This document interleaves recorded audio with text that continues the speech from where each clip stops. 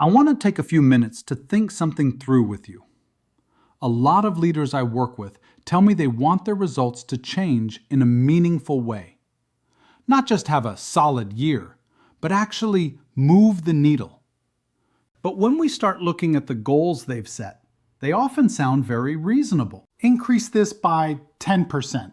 Reduce delays a bit. Improve response time. None of those goals are wrong, but the goals do not move the needle, and the tension shows up later. Teams work hard, dedicate time, but results only slightly improves. There is seldom that breakthrough increase that leaders are hoping for. What's usually underneath this is an assumption we rarely question. We assume that the system is correct, and that if we slightly improve the current system, the outcomes will fundamentally change. But incremental goals quietly lock us into the current way of operating, and seldom lead us to the breakthrough results we are after.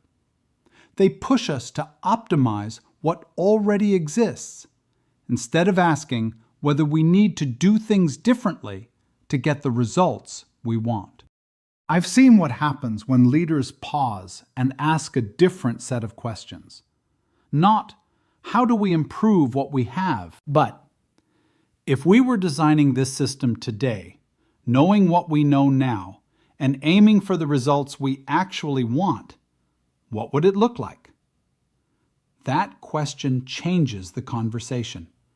It shifts attention to what needs to happen, what no longer makes sense, and what might need to be replaced or eliminated altogether. When leaders ask this honestly, strategy and process often change completely.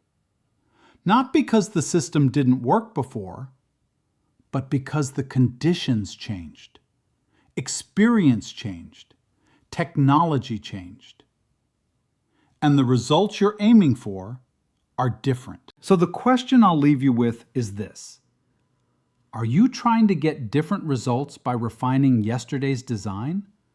Or are you willing to redesign for today's reality?